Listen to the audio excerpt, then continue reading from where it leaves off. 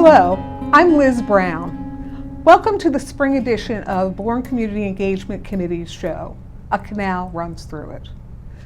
Today, I'll be speaking with Mr. Bobby Genereau, the drama advisor to Upper Cape Tech's Canalside Players. I'll be talking with him and several of his students about the impacts of our school's performing arts programs. And we'll also be discussing the group's most recent entry in the Massachusetts Educational Theatre Guild Festival. The Yellow Boat was an exceptional show. I'm also going to be hitting the road to visit some special people and learn more about music programs at Bourne High School. And let's begin today's show with a pop quiz. Do you know how many locations in Bourne are on the National Register of Historic Places? 1, 3, 5? How about 7, 8, 9? 9! And where are they? We're going to take a look.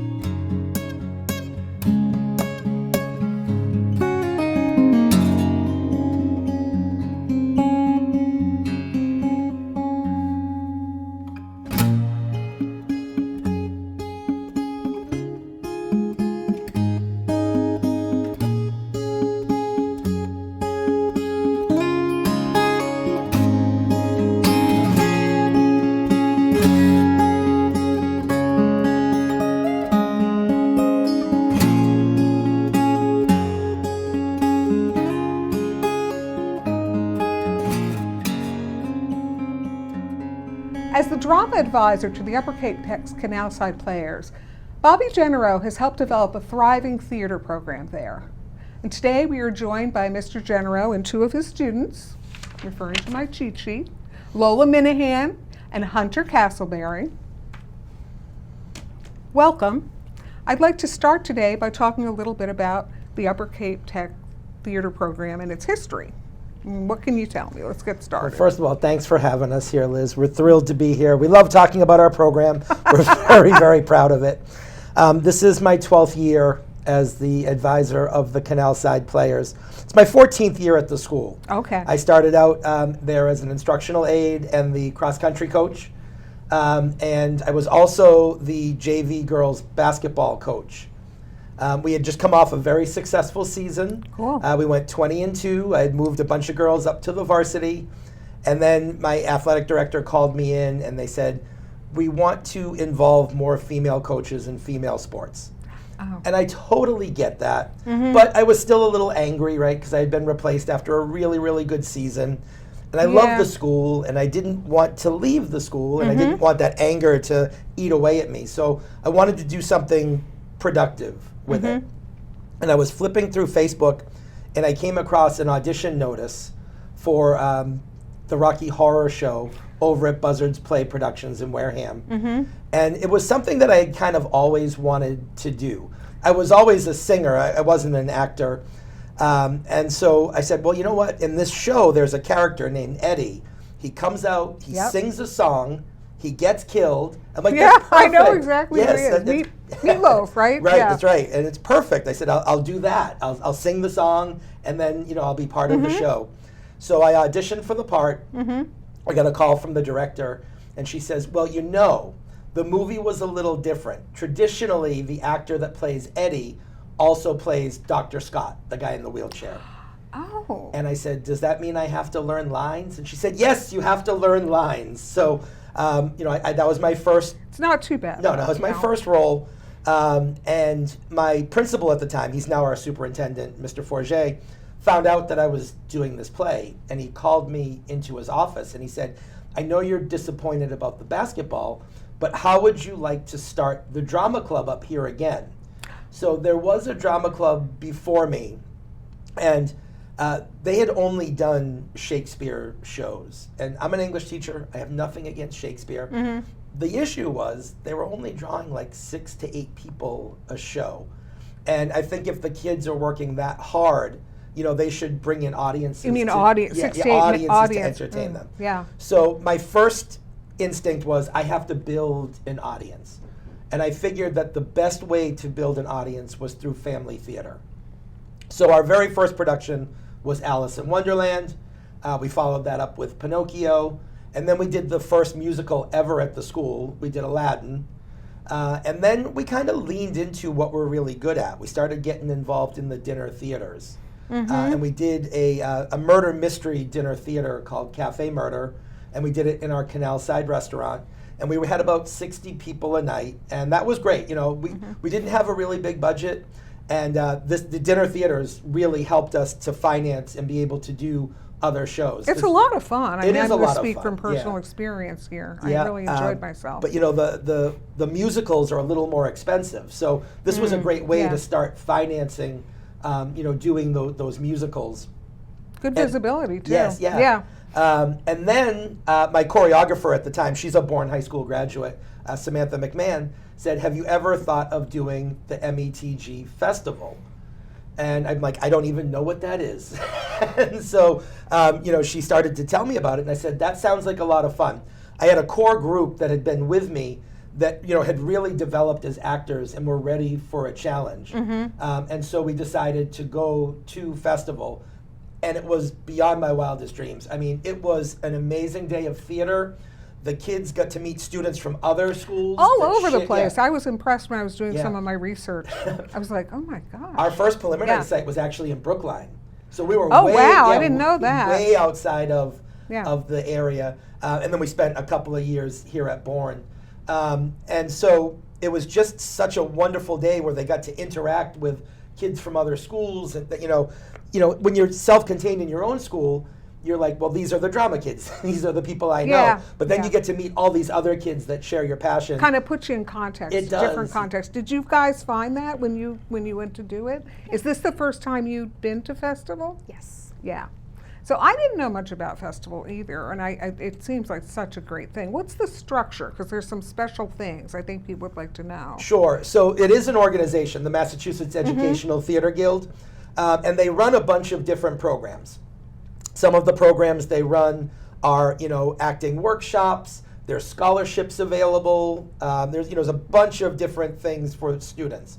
From my perspective, they help start up drama programs. If you want to get a drama program started up at your school and you have no idea how to do that, they'll come in and kind of help you get that up on its feet.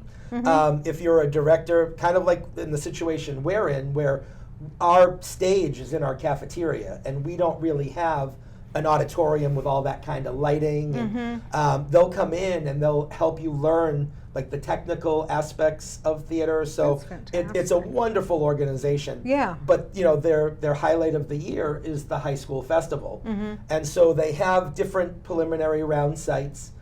Bourne High School is one of them. We were at Marshfield this year. Bourne was in it. Bleh. Bourne High School was also in festival this year. Correct, I forgot what they did. Emma, I think? Emma, yes, that's correct. But they're a hosting site. And so we were up at Marshfield, who did Emma as well. And, I didn't know. Yes, and so there's all these different preliminary sites throughout the state. There's 8 schools at each preliminary site and 4 schools move on. We just happened to land a school that had some amazing productions. I really feel like we were in contention for that last spot, but a very deserving school went, and so it was. It's tough. There's a lot of competition. It is, and right? these students are amazing. I mean, we were blown away by the productions we saw. I know our own production. I saw students leaving the auditorium in full tears, from our production. So it's just because you were watching and you were like, you thought you weren't, or afterwards, like when you didn't win, you felt bad. But were you watching and thinking, how do I measure up here, or were you feeling good? How were you feeling during this process? The other thing is, I think it's important to mention that there's a 40-minute. Is that right? Is there a 40 minutes exactly? Time frame? Yeah. Mm-hmm. And one of the things that I really loved about the show, it's your particular show, the Yellow. And I don't know if the staging is part of the, like, if you get a lot of direction staging or whatever, but the way it was staged, it's such a sad topic, and we should talk about that. But it's staged so creatively that you just kind of get drawn in by that, and it's not hyper realistic, so it kind of lets you absorb the horribleness with a little more lightness. I don't know. I found it, I was a little nervous, to be honest with you, to go to the show, because I was like, oh God, this is going to be such, life is hard and this is going to make it harder. But it was just very, very good. I enjoyed it a lot. Thank you. Yes, we tried to keep the set simple, right? We knew that our acting performances were excellent, and we wanted the focus to be there. However, being at a tech school, again, we lean into what we do well. Yeah. And we got a lot of help on this, from our technical areas. The sails that you saw hanging from our stage were actually donated. Mr. Petito over in the Marine Technology shop was able to get a local business to donate those sails for us. I love that kind of thing. Yes. Yeah. And then the smaller sails, Carpentry built them, and he and his students kind of tidied them up to look more nautical. Our bed was an actually operational driving bed. Oh yeah, that really moved around quite a bit. Yes, I sort of forgot and that was about our engineering shop created that.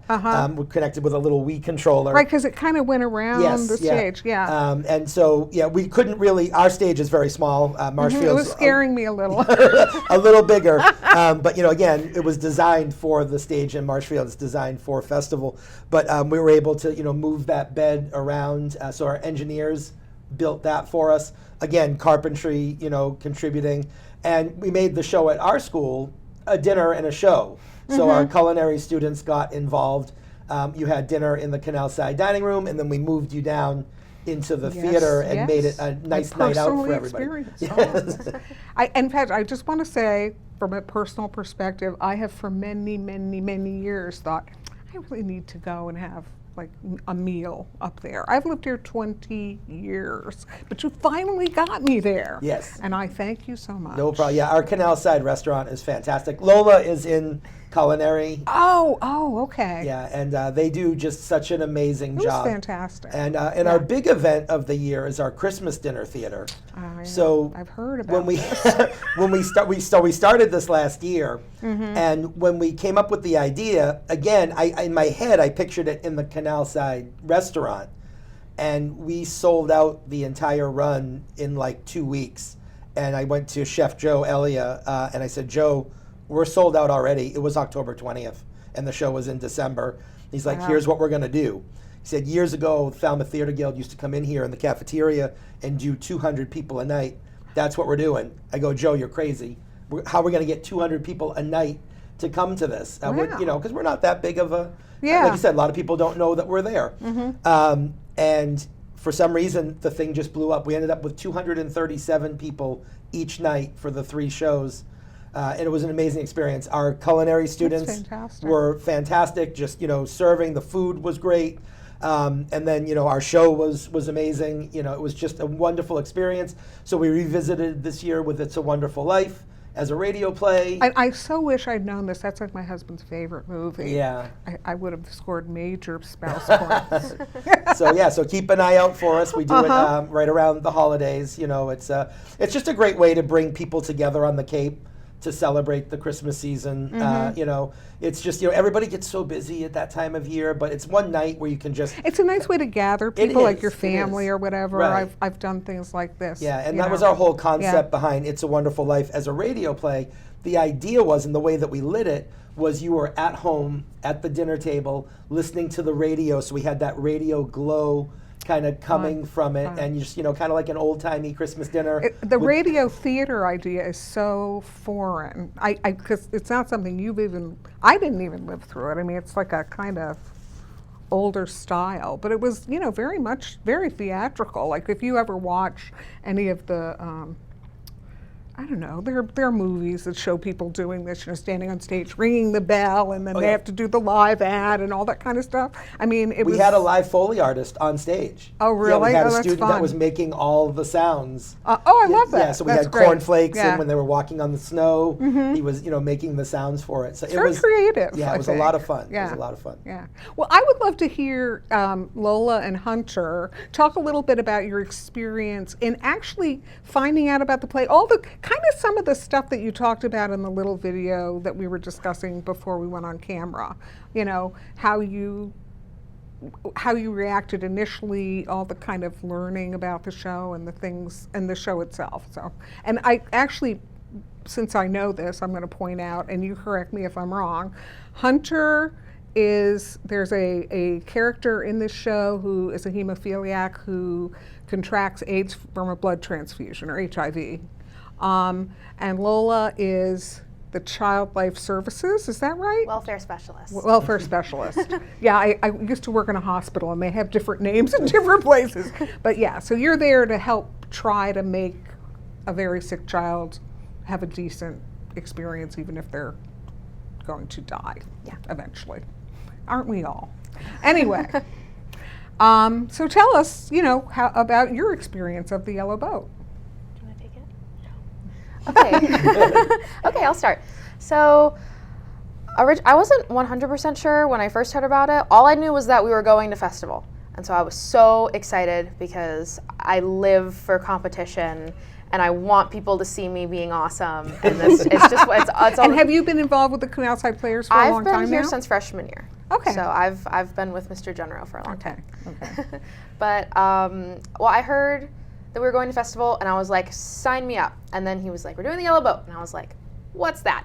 So we watched, and the band played on, and it was such a good movie, and it obviously gave me a way better understanding. And then auditions rolled around, and I had not read the script, and I was sick out of school. So Mr. Genereau said, send me a video audition. And I was like, awesome, I'll do that. Idea. Yeah. So I kind of scrolled through the 2 prompts that he gave us, because he gave us a prompt for the mother and father character, and they sing a song, and then he gave us a prompt for the Joy character. And I read over the mother and father, and I was like, none of these parts would stick out to me. And then I read over Joy, and I was like, this part is going to be perfect for me, because this is a character that gets on stage, runs around, and has a really good time, and is really influential in a child's life. And brings a lot of energy and joy to the people around her. That was my experience. So I immediately said, this is the role I'm going to audition for, and that's the role that I got.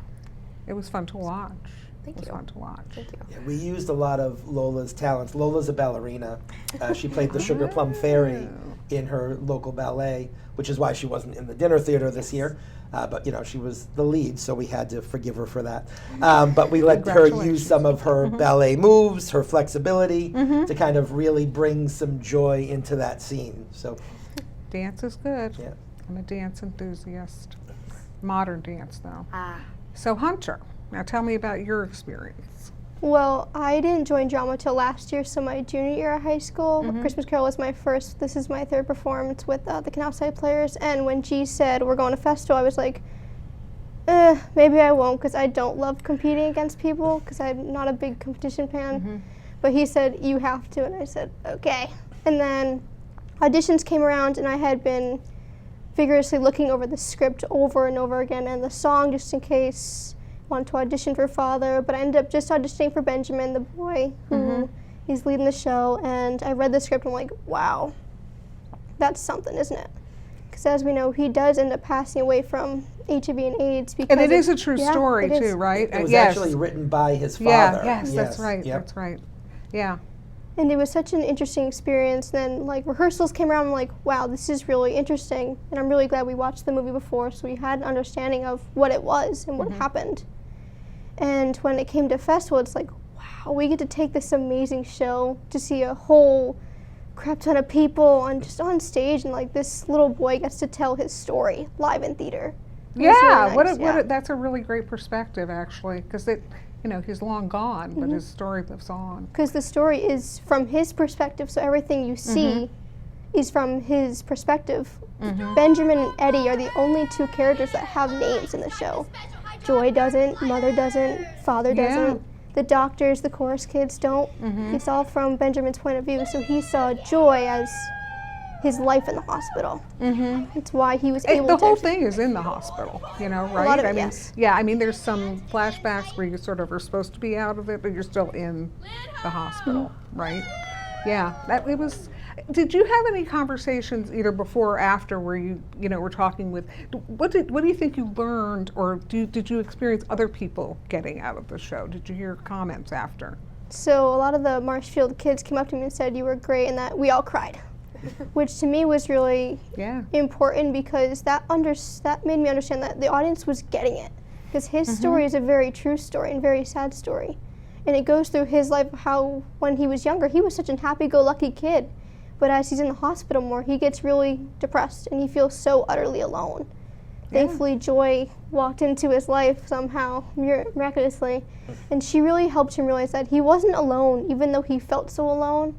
And you see through our animations that you had to see what she was doing while he was sitting there annoyed that she was talking to him, because he understood that he was going to die, but he was afraid. Just like a lot of people are afraid of death. He was too. But in the end of the show... And so young. How old is he? He was 8 when he passed away. Yeah. Sad. So eventually I think he accepted, based on the script and how I got to see his character grow in the show, he understood that in the end, he wasn't afraid anymore. He understood and accepted that he was going to die, and he knew it too.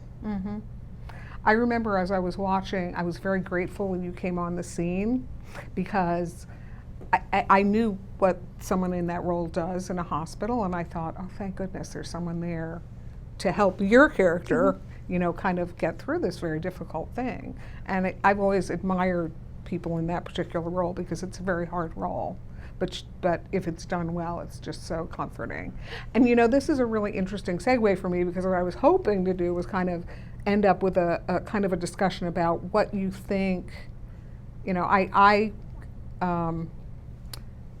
in my experience, the arts are kind of an undervalued thing in schools. Like, we're going to cut that. They're just not as appreciated maybe as I think they should be. And I was wondering if you could speak, any of you, to what impacts you think having a program like this has. I mean, you didn't for a while, now you do, and what do you think's important about it? I think for the last 12 years, it's given students that don't play sports, and I coach, I love sports, but that don't play sports, it gives them something to participate in school, gives them something to look forward to. What I love about METG is the educational aspect of it. Not only are we performing a play, but we're taking time to learn about the AIDS crisis. We're taking time to learn this young man's story. We're taking time to see the grief of a father, that's telling this story. I think the key to arts education is learning empathy.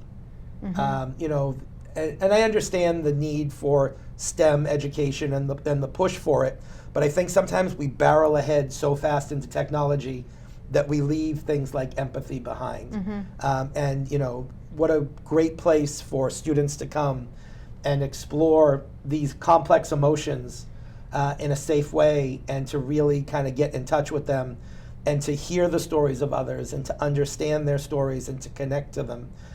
That's what I think the beauty of arts education is. But I'm going to let them talk about what they think the benefits of arts I'd like education to hear it from you guys.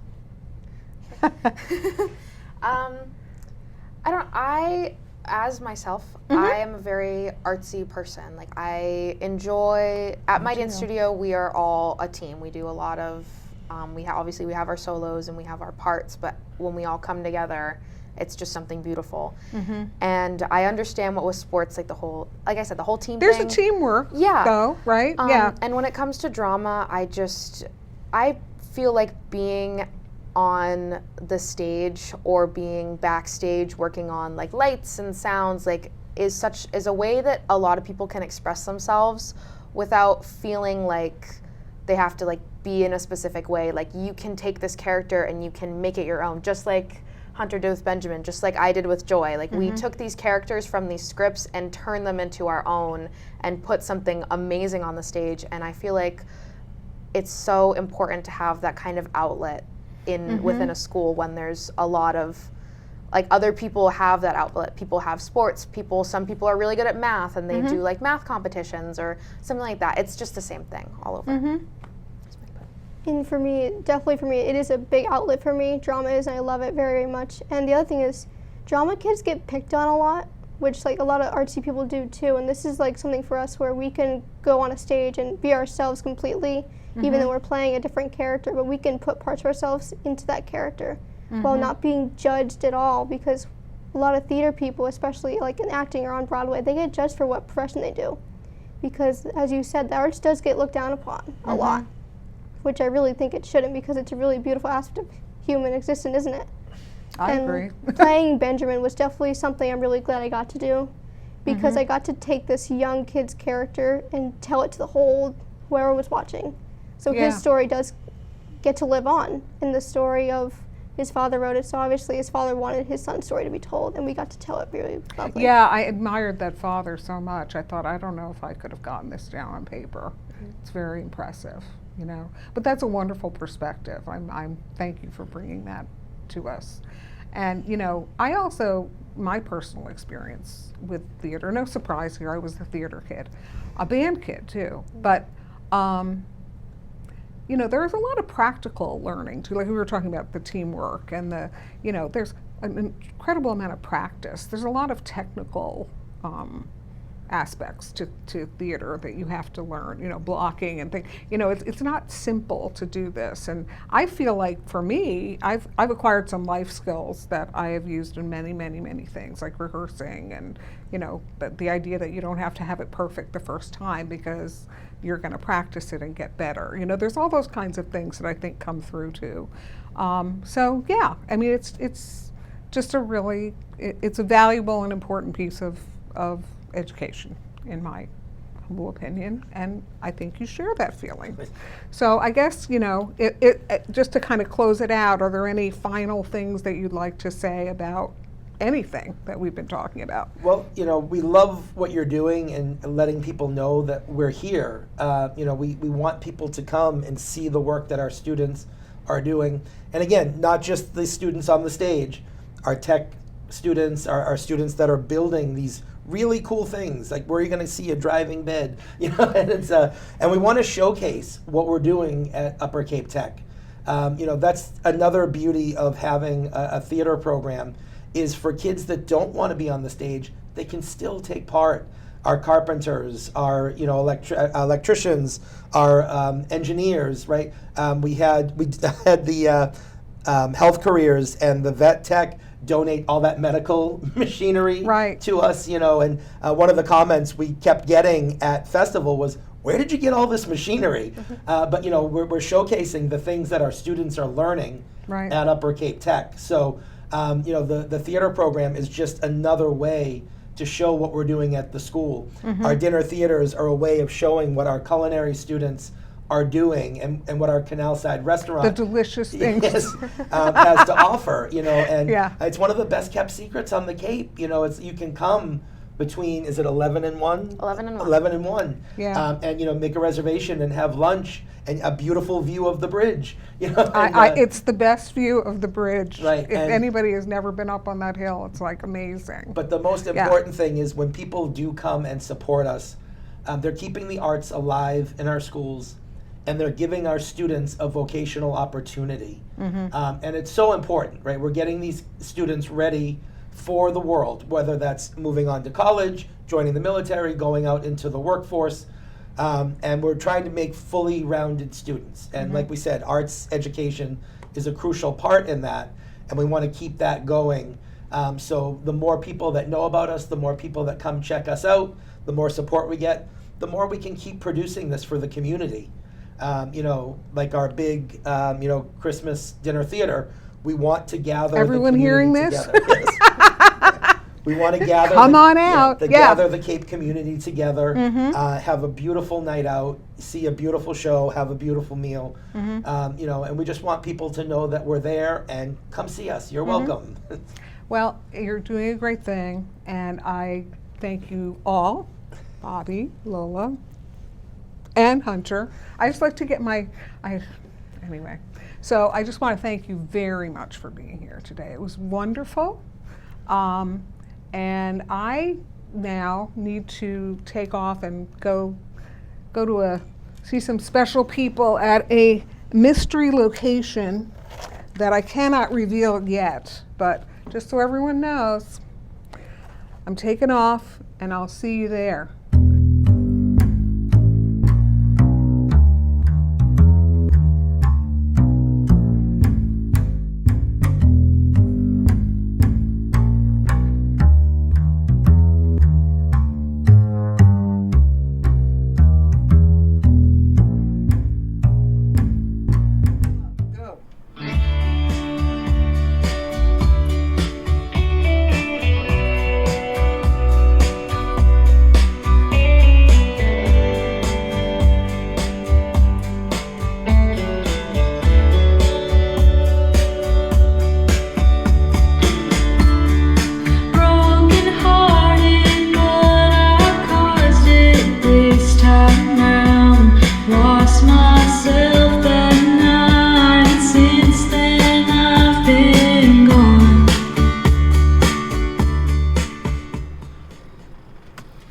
My name's John. I'm a student at Bourne High School, and this is my recording studio.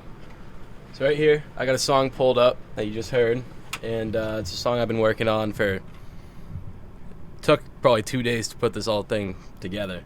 I just made this instrumental here first.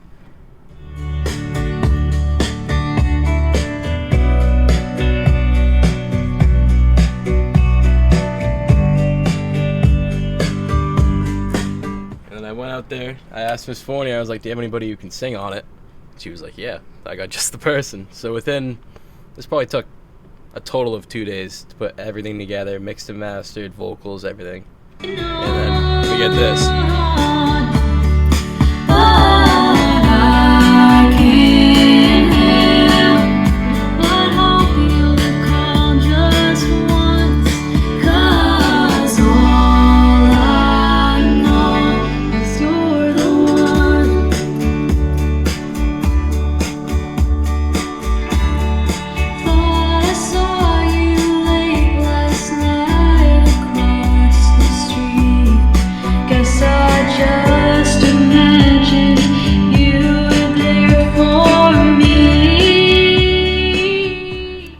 Everybody, I hope you enjoyed that musical interlude from our mystery location. Today I have the privilege of standing here with Lisa Fournier, who is the Bourne High School Music Director, and John Barmashi, who is a talented composer and musician who actually wrote the music for our opening. And this is further exploration of the impact that the schools are having on Bourne's cultural life. So I thought I'd talk with Lisa and John today. John, he's got his own thing going on, but for Lisa, you're retiring, you've been here 20 years, I've known you that time, and I know a lot of very talented kids, including John, have gone through the program, and I thought maybe you could brag a little bit. Oh, well, we have had a lot of wonderful students that have come through. I was sharing with you, was a few years ago, we had Ian Good, who's a composer, but he also worked with the New York Philharmonic, and he was up for a Grammy for sound recording and mixing. And then there was a brand new artist, his name is Loner, but his real name is Elijah Diaz, and he's from Bourne, and he was up for a Grammy the same year.